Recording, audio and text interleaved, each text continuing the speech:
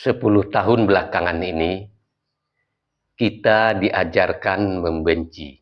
Bahkan sebelum kita sempat benar-benar mengenal, tapi pernahkah kita bertanya, siapa yang diuntungkan dengan kebencian kita? Mari sama-sama kita tonton tayangan ini. Setengah Dewa Pak, oleh Cyrus Network Pak. Setengah Dewa. Apa? Cyrus Network kemarin. Apa? Maksudnya apa gitu? Bapak dibilang capres setengah dewa. Bapak dibilang capres setengah dewa. Saya manusia biasa, makan nasi. Semua angka-angka itu menunjukkan Bapak kuat banget jadi presiden Pak. Gimana? Apa? Semua angka-angka dari Cyrus Network. Angka apa? Iya, survei. Sudah saya bilang bolak-balik nggak ngurus survei. Saya manusia biasa, makan nasi. Hari ini saya juga memang agak sedikit bingung karena sekarang sudah dikawal oleh Pas Pampres. Biasanya kemana-mana bisa, mau ke PKL bisa, mau ke warung bisa, mau ke rumah makan bisa. Sekarang yang awal banyak sekali, saya hari ini agak bingung juga. Ini saya mau kemana gitu. Yang awal kok banyak sekali. Yang awal juga pakai jas dan jasi.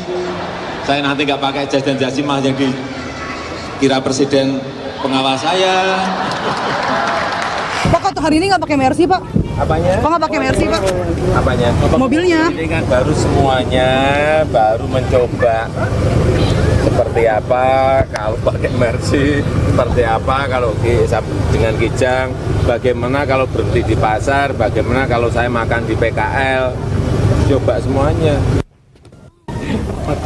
Ciri khasnya apa nanti? Ada ya putih itu. Oh, nggak bakal pakai safari, Pak? Nggak pakai safari? Enggak, putih. Baru dirancang oleh desainer.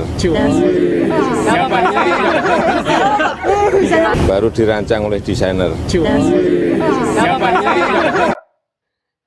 Lihat lucunya beliau kan, polosnya beliau. Kita lanjutkan. Saya juga mau lihat dengan Pas Pampres itu kalau masuk ke waduk seperti ini kayak apa, nanti masuk pasar kayak apa, kan saya sudah ngomong. Jauh ini gimana Pak? Nanti ya? Jauh ini gimana Pak? Berapa kali? Ya nggak ada apa-apa. Ada yang berubah, Pak? Terus tadi ada Mercy Pak, Bapak nggak naik Mercy anti pelurunya? Hah? Kagok Nah, nggak sih, kamu Pak? kan lihat. Kagok, yang kagok Pas Pampres. Saya juga kagok. Ini berarti masih proses transisi semua juga, Pak? Ya, proses mestinya kan proses menyesuaikan. Pas Pampres Siapa menyesuaikan siapa? Pas Pampres menyesuaikan presiden. Nah, pernahkah kita berhenti sejenak dan benar-benar melihat seseorang bukan dari cerita orang lain, tapi dari caranya menjadi manusia? Yang tadi itu video lama saat seseorang lelaki baru saja menjadi presiden. Terlihat kikuk, terlihat heran, terlihat sekali polos. Heran karena kemana-mana selalu dikawal. Kenapa sekarang kemana-mana dikawal? Tidak ada pidato tinggi, tidak ada kata-kata berbunga, yang ada hanyalah kalimat sederhana, jujur, dan apa adanya. Dia berasal dari rakyat biasa, bukan dari keluarga elit, bukan dari dinasti kekuasaan, tapi justru disitulah kita sebagai rakyat biasa mempunyai harapan bahwasanya negara ini bisa dipimpin oleh siapa saja yang memang mencintai negara ini dengan sungguh-sungguh. Dan 10 tahun berlalu, hari-harinya bukan hanya dari Senin sampai Jumat, Minggu pun bekerja. Tidak ada presiden sebelumnya seperti itu. Badannya lelah, wajahnya berubah, tetapi ia tetap berjalan.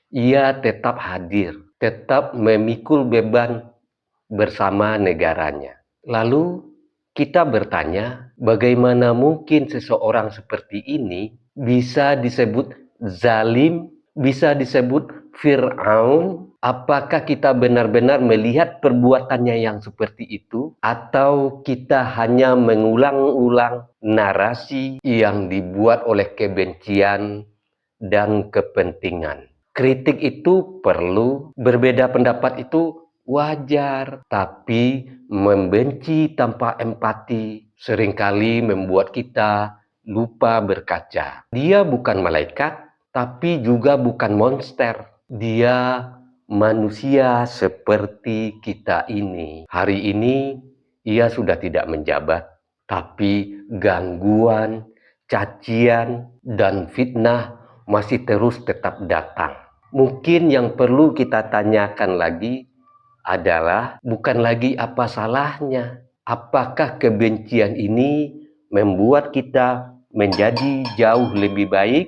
Karena pada akhirnya sejarah tidak hanya mencatat pemimpin, tapi juga mencatat bagaimana rakyatnya bersikap.